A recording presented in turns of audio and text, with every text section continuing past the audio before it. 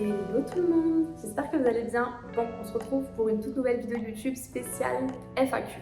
Je vais répondre à toutes vos questions. J'ai fait un petit sondage sur Instagram il n'y a pas si longtemps que ça et j'ai enregistré plein de questions, notamment des questions sur lesquelles je n'ai jamais répondu jusqu'à présent. Je crois que ma dernière FAQ, elle datait peut-être de 2019 ou 2018 sur YouTube, mais bon. Depuis, il s'est passé plein de trucs ont changé. Donc voilà, je vais répondre à vos questions, même les plus intimes.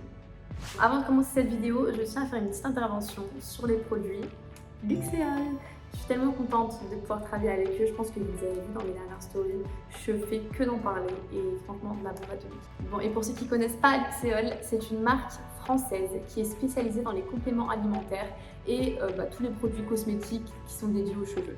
Pour vous dire, moi, là, je suis à fond sur la gamme chute de cheveux, mais une pépite. Les produits sont faits à base de minéraux, d'huile végétale, de plantes. Il y a même des ingrédients qui sont brevetés. Donc, au niveau de la compo, il n'y a rien à dire. Et d'ailleurs, c'est pour ça que je me suis dit, bon, allez, vas-y, teste, tu verras. Donc, pour information, je vous fais un petit update. Ça, les filles, ça, c'est des petits gummies que vous allez prendre 2 fois par jour. Et vous allez voir les résultats. Bon, pour revenir au petit shampoing anti-chute, sachez qu'il diminue la chute des cheveux de 42%. Ok? Donc, bien évidemment, il apporte brillance, il apporte volume, tout ce que vous voulez, mais la propriété première de ce shampoing, c'est qu'il réduit la chute de cheveux également. Donc voilà, en tout cas, vous allez pouvoir retrouver ces produits en pharmacie, donc dans quasiment toutes les pharmacies de France et parapharmacies. C'est des produits qui sont fabriqués en France. Vraiment, c'est des produits qui sont géniaux. Et je suis tellement, encore une fois, je le redis, contente de pouvoir travailler avec eux parce que c'est une vraie marque. C'est une vraie marque. Je la recommande à 100%. Ok, vous avez aussi moins 30% sur tout le site Luxéol avec le code LINA30. Ok, je vais vous mettre tout en barre de description, le code promo ainsi que le lien. Merci beaucoup à Luxéol de m'avoir sponsorisé cette vidéo YouTube. Merci de m'avoir fait confiance. Et puis voilà, en tout cas, moi je suis trop contente de travailler avec eux désormais. En espérant avoir vos retours très rapidement, n'hésitez pas à m'envoyer un petit message, même si vous avez des questions par rapport aux produits, je suis là pour y répondre et même eux, je pense que de leur côté aussi, ils sont là pour vous aiguiller. Et je vous laisse avec la suite de la vidéo.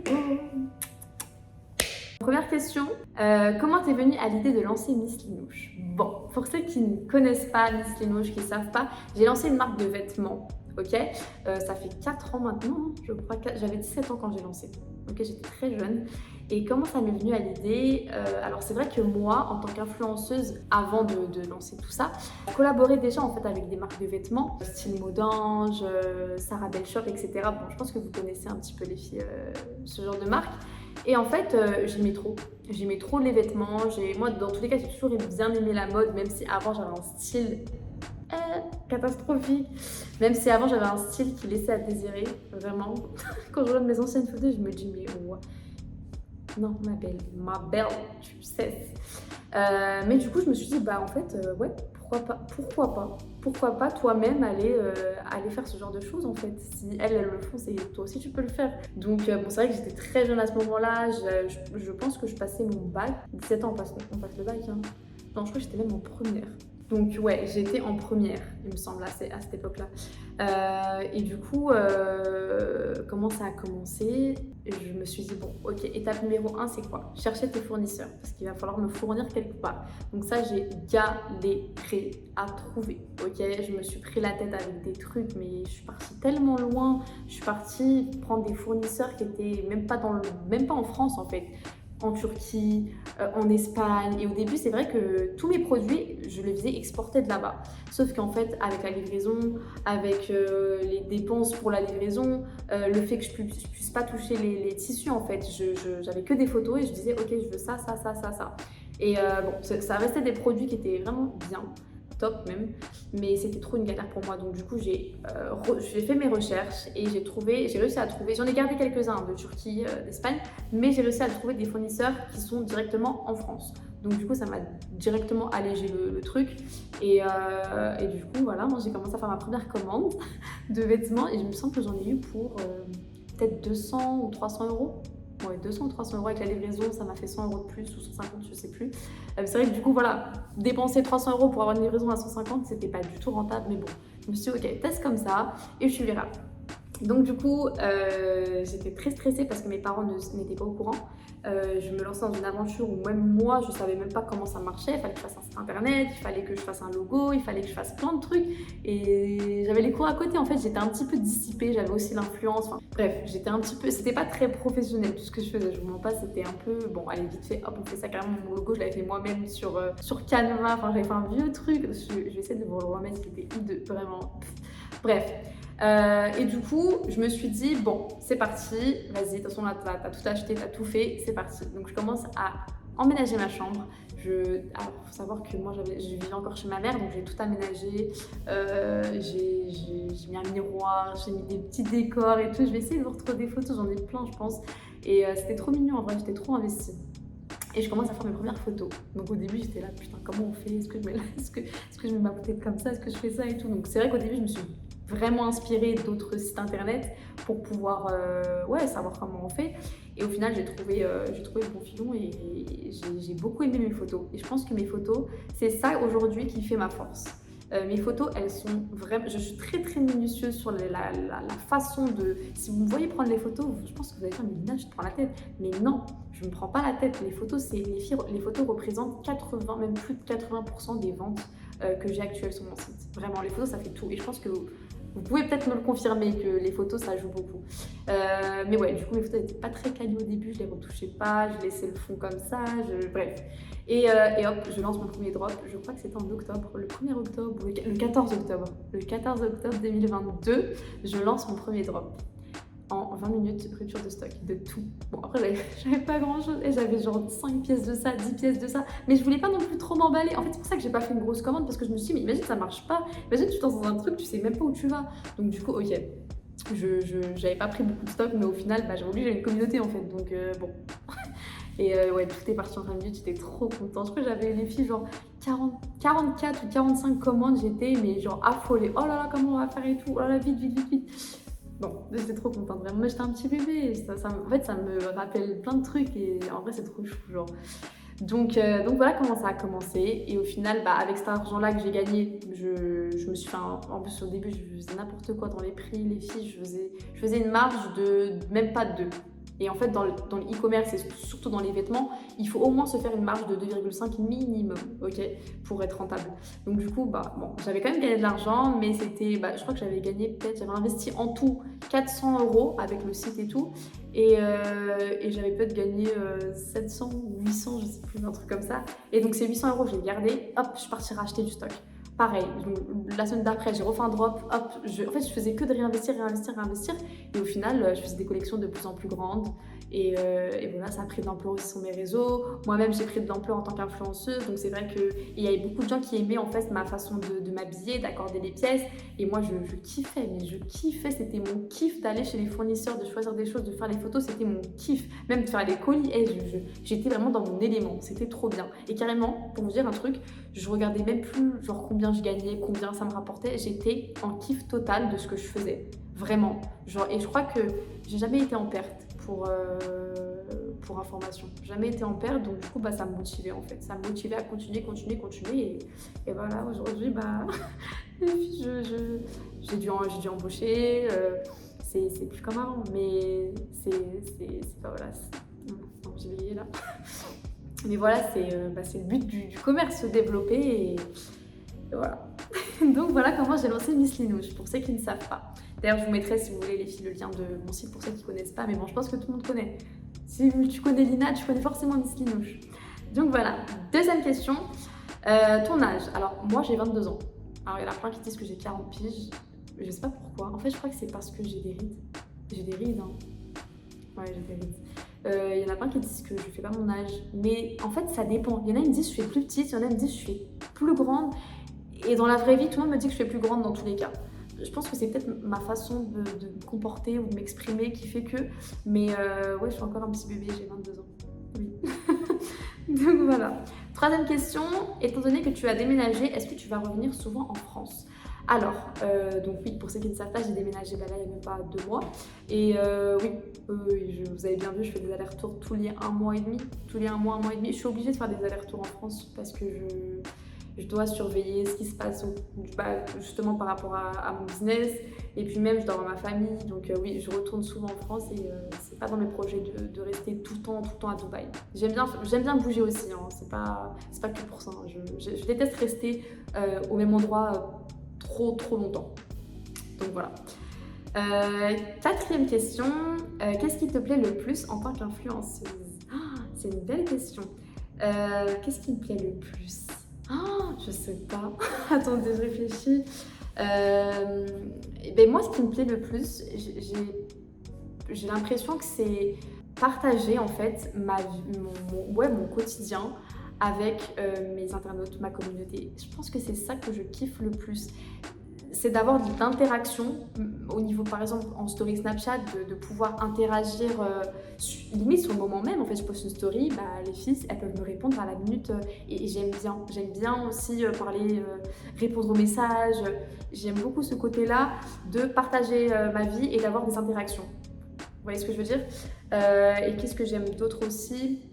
J'aime bien véhiculer une image qui me représente aussi et j'ai envie en fait de motiver. Voilà, je pense que c'est ça aussi que j'aime bien. Moi de base, je suis motivée et j'aime bien transmettre cette motivation pour qu'à travers mon écran, ceux qui me suivent reprennent cette motivation pour eux. Vous voyez ce que je veux dire? C'est ça en fait que j'ai envie et c'est ça que j'aime, c'est de voir les gens réussir. Et même quand je vois qu'il y a des petites linettes qui sont là, Lina, j'ai lancé ma marque 2, j'ai fait ça, j'ai lancé un...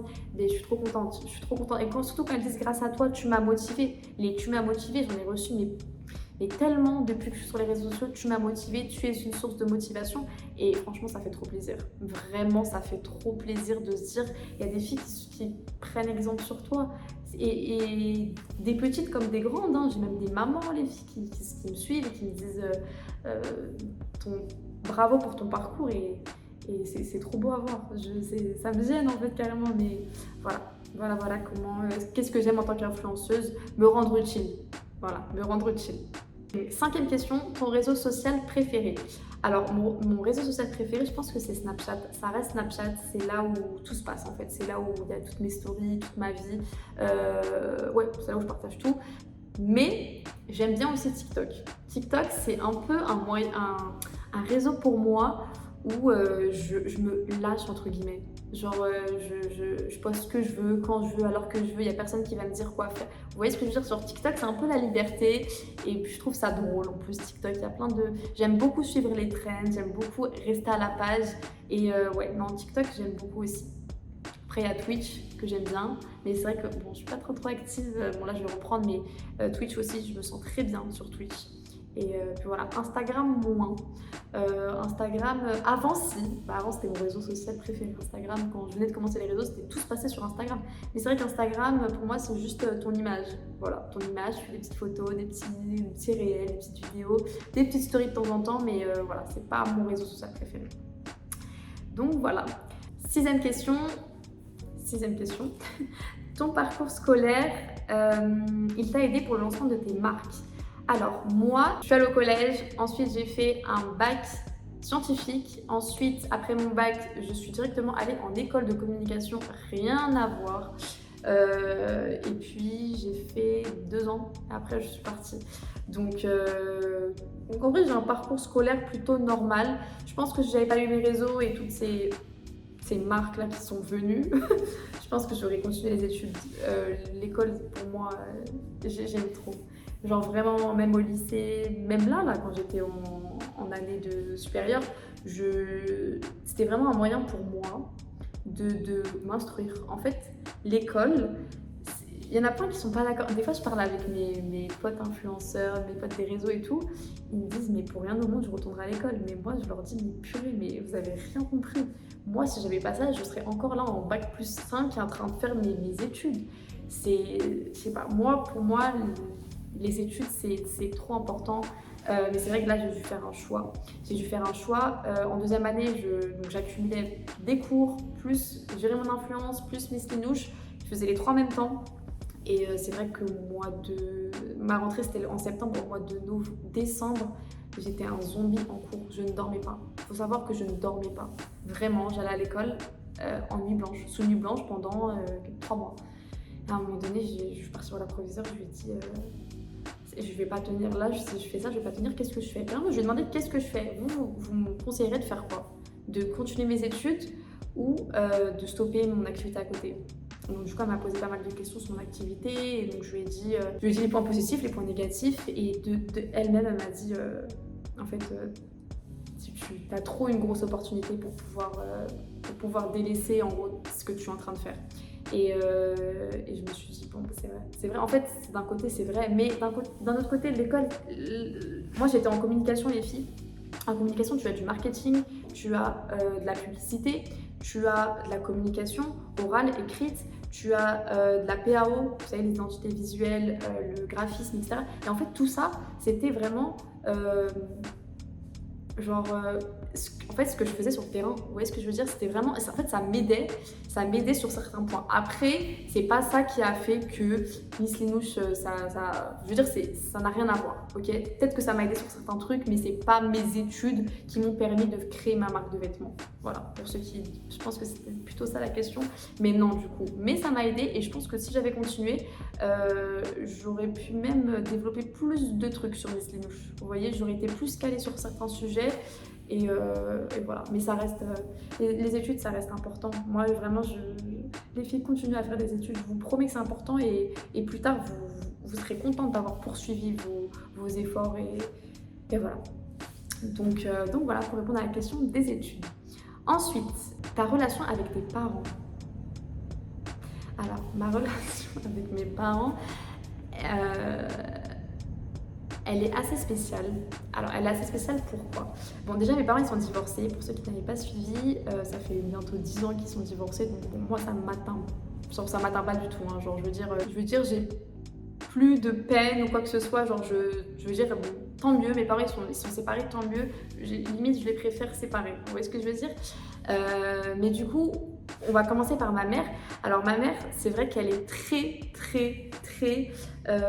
carrée, dans le sens où elle aime bien être organisée, elle aime bien... moi je le suis pas du tout. À la base des bases, je le suis pas du tout. Et c'est vrai que ma mère, elle m'a beaucoup aidée dans tout ce qui était administratif par rapport à tous mes trucs. Elle m'a vraiment beaucoup aidée parce que j'étais à la ramasse, en fait, tout simplement. Il y avait des trucs, en fait, je ne pouvais pas être sur tous les points, et elle m'a beaucoup aidée. Maintenant, ma relation avec elle, bon, c'est vrai qu'on se voit pas souvent, et c'est peut-être le seul truc sur lequel je m'en veux, c'est que je la vois pas souvent, et que je devrais prendre du temps d'aller la voir, de passer du temps avec elle, parce que bah, c'est important, et peut-être que je me rends pas compte. Je me rends pas compte, en fait, je le sais, mais c'est important. Donc, mais sinon, on se parle pas très souvent.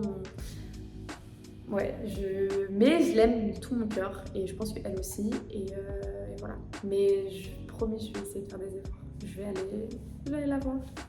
Donc voilà. Et par rapport à mon père, alors mon père et moi, on a toujours été très proches, très fusionnels. On se comprend sur plein de trucs. On est un peu pareil, lui et moi, sur certains points. Et c'est vrai que mon père, on va dire, je suis un petit peu plus proche de lui. Ouais, je suis un petit peu plus proche de mon père, et j'aime beaucoup la relation qu'on a, malgré le fait qu'à un moment donné, on a un peu arrêté de se parler pour X raisons. Mais là, ça a repris, et je dors tout le temps chez lui, je suis tout le temps avec lui. Et c'est vrai que ça a été l'une des seules personnes qui m'a poussée vers le haut. C'est l'une des seules personnes qui m'a pas dit quand j'ai commencé tout ça, qu'est-ce que tu es en train de faire? Genre, ça va pas, qu'est-ce que tu fais? Vous voyez ce que je veux dire? Et donc ça, je l'oublierai jamais. Hein. J'oublierai jamais que mon père, ça a été l'une des seules personnes qui a eu confiance en moi, en fait. Qui s'est dit, bah, ma fille, je vais la laisser faire ce qu'elle a à faire, et puis on verra. Et c'est vrai que mon père, je le sais très bien, il me fait énormément confiance. Et quand je dis énormément confiance, c'est... Il pose sa main, il me donne sa main, les yeux fermés, il sait très bien. Il sait très bien que sa fille, c'est pas une fille bizarre ou quoi que ce soit. Et quand, par exemple, je sais pas, je vais rentrer à 2-3 heures du matin, c'est que je suis en train de faire un truc qui... Voilà, par exemple, je sais pas, je suis en train de travailler les colis et tout, il va pas me poser la question, par exemple, vous voyez. Mais ouais, il me fait énormément, même quand je voyage, il me laisse voyager seule. C'est vrai qu'il n'y a pas tous les papas qui acceptent ça. Mais je sais qu'il sait que c'est pour la bonne cause, il sait que c'est pour mon travail, et il respecte, et ça me fait vraiment plaisir. Oui. Donc voilà, par rapport à mes parents. Ensuite, Pourrais-tu revenir en France malgré l'horreur que tu as pu vivre? Alors, franchement, honnêtement, oui. Oui, je pourrais revenir en France. D'ailleurs, la France, les filles, ça me manque. Je vous jure que ça me manque. Quand je retourne en France, à chaque fois, je me dis, ah, je suis trop bien. Mais oui, je pourrais revenir en France. Juste, bon, là, il y a une petite période où j'ai vécu pas mal de choses, mais oui, je pourrais revenir en France. 8e question. Combien te coûte ton loyer? Alors, mon loyer à Dubaï, il me coûte 3 500 € par mois. Et mon loyer en France me coûte 1 800 €. Ensuite, combien as-tu de frères? La question. Combien j'ai de frères? J'en ai un. Naël. Je pense que vous le connaissez tous. Avant, on faisait des vidéos de basket, lui et moi. C'était trop bien. Mais bon, il veut plus trop s'afficher, il veut plus trop montrer sa tête et tout. Et je le comprends. Donc c'est pour ça que vous le voyez plus trop dans mes stories. Il aime plus trop. Donc je le montre pas. Mais ouais, mon frère, on a une bonne relation. Même si on se voit pas souvent, mais quand on se voit, c'est toujours les mêmes fous rires, les mêmes délires. Donc ça me rassure. Et ouais, non, mon frère, je l'aime trop. Je l'aime trop. Je t'aime. C'était déjà ici. Et sinon, j'ai un demi-frère, 2 demi-frères. Vous allez dire, mais quoi? Mais elle a combien de frères celle-là? Oh là là. J'ai 2 demi-frères, un du côté de ma mère et un du côté de mon père. Voilà, tout simplement. Il y en a un, j'en ai jamais parlé, donc vous l'avez jamais vu, c'est celui du côté de ma mère. Ou peut-être, non, je crois que vous l'avez jamais vu. Hein. Et celui du côté de mon père, vous voyez souvent dans mes stories, le grand qui fait 2 mètres, il m'accompagne partout, il travaille avec moi aussi pour mes Slim Rouge, donc ouais. Voilà. Tu gagnes combien avec tes collaborations? Bon, je savais que j'allais avoir cette question-là en mode tu gagnes combien, tu fais combien. Moi, c'est vrai que j'en ai jamais parlé. J'ai jamais dit que je gagnais même 1 euro, j'ai jamais dit que je gagnais. Donc, je vais répondre à la question. Moi, de toute façon, je suis transparente et en vrai, il n'y a pas de raison de le cacher. Avec mes collaborations par mois, je me fais entre 20 et 30 000 €. Voilà. Ça dépend des mois. Mais ouais, juste avec les collaborations sur Snap, sur Insta, sur TikTok, je me fais cette tranche-là. Donc franchement, ouais, c'est pas mal. 11e question, es-tu millionnaire? Suspense, non. Les filles, je ne suis pas millionnaire. Pas encore. Mais bientôt, on va péter le million. Inch'Allah. Un projet sur YouTube en cours. Oui, j'ai un projet sur YouTube en cours. Je sais pas si je dois le dire maintenant, mais oui, j'ai un gros projet sur YouTube. Je vais peut-être vous donner quelques indices, les filles. J'ai envie de faire une... En fait, non, j'ai peur qu'on me vole l'idée. Je peux pas le dire, mais j'ai un très gros projet sur YouTube. Genre vraiment, une émission sur YouTube. Mais préparez-vous, ça va bientôt sortir. Mais je vous en dis pas plus, ok? Est-ce que des gens sont revenus dans ta vie depuis ta réussite? Pour répondre honnêtement, oui. Que ce soit mes relations amoureuses ou même amicales, en vrai, oui. Et je dis rien parce que je suis trop gênée de toute façon, mais je le vois. En fait, je vois une personne quand elle est là pour telle raison ou telle raison. Donc, je vois quelqu'un qui est là parce qu'il m'aime vraiment et parce qu'il m'apprécie sans tout ce que j'ai. Et je vois aussi une personne qui est là que pour ça. Donc, mais ça, je le repère direct. J'ai même pas besoin, donc vous inquiétez pas, je le sais. Et oui, il y a eu des gens qui sont revenus par rapport à ça. Je le sais très bien aussi. Mais voilà, après, moi, je mens pas. Tout ce qui est passé tout ce qui est de mon passé, j'essaye de mettre une croix et ça y est. On avance de plus belle et il n'y a pas besoin de revenir sur le passé. Tout ce qui est passé est passé. Et si ça s'est terminé, c'est pas pour rien. Donc je pense qu'il n'y a aucune raison de revenir sur ce qui s'est passé avant. Voilà. 13e question. Tes réactions face au succès de Palm Cosmetics? Oh.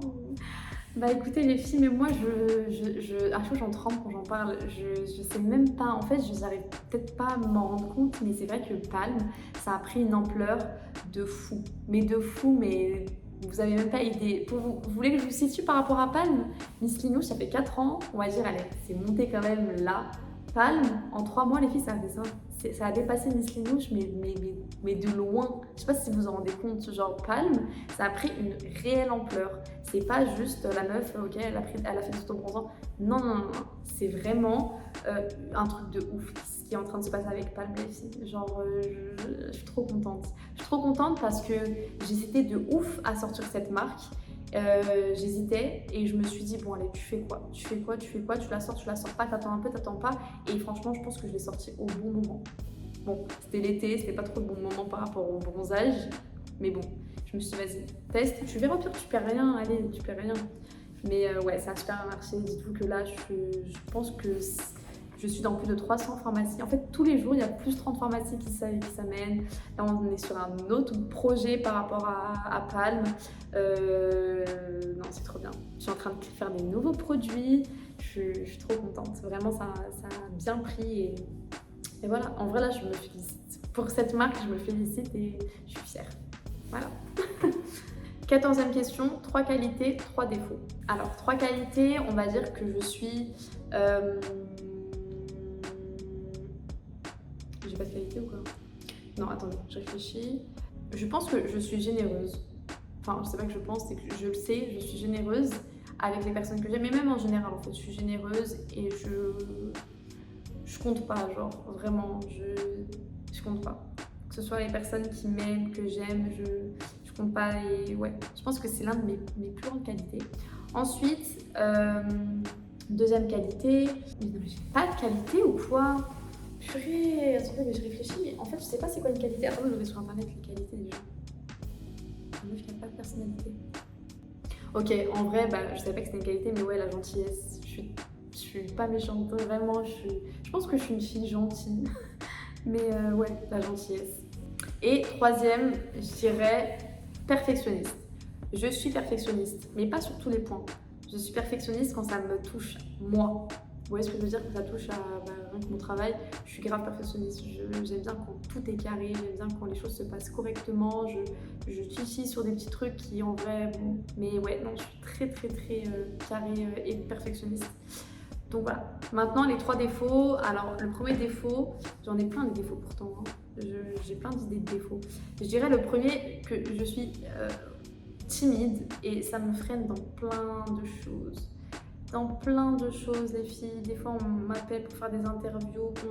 On m'a même proposé, les filles, de passer sur une chaîne télévisée, l'une des plus grandes, pour simplement expliquer mon parcours, mais je suis trop gênée.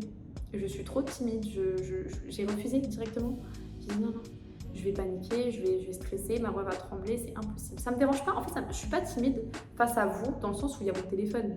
Je veux dire, là demain, si je vois toutes les personnes qui me regardent derrière là, c'est impossible que je parle comme ça, c'est impossible.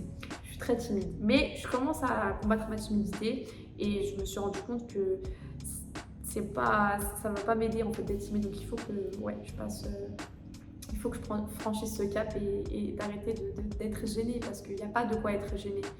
Non, moi, je suis gênée. Rien que aller chercher un plateau au McDo, je suis gênée. Genre, je me lève et je dis à mes copines, s'il vous plaît, allez chercher le plateau. Allez chercher le plateau. Je suis trop gênée. Voilà. Ensuite, deuxième défaut, bordélique. Bordélique. Je suis bordélique. C'est un fait. Je dérange tout, je range rien. Je suis bordélique. Voilà.